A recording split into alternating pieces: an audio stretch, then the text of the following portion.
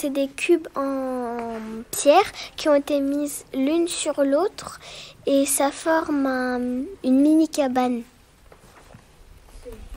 Et on dirait que c'est une fenêtre.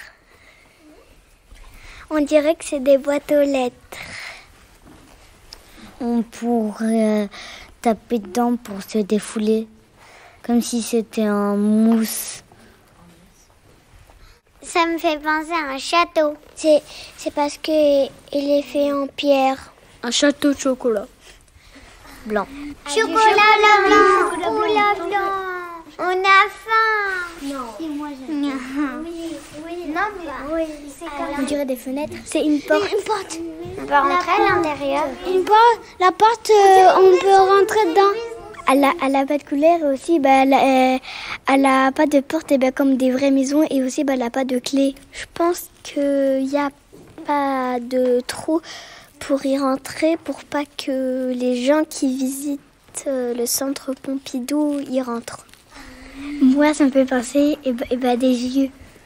À l'intérieur, je vois quand je baisse la tête qu'il y a comme des poteaux et ça fait comme des labyrinthes à l'intérieur. Est-ce que à l'intérieur il y a quelque chose ou il y a rien ou c'est vide?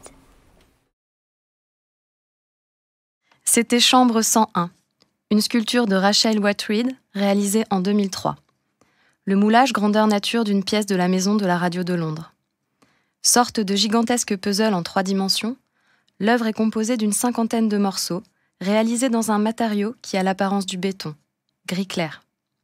De nombreux détails ont ainsi été capturés. Carreaux des fenêtres, moulures, encadrements et serrures de portes. Mais il est impossible de pénétrer dans ce grand bloc. Coffre-fort à taille humaine, la chambre 101 renferme une mystérieuse mémoire.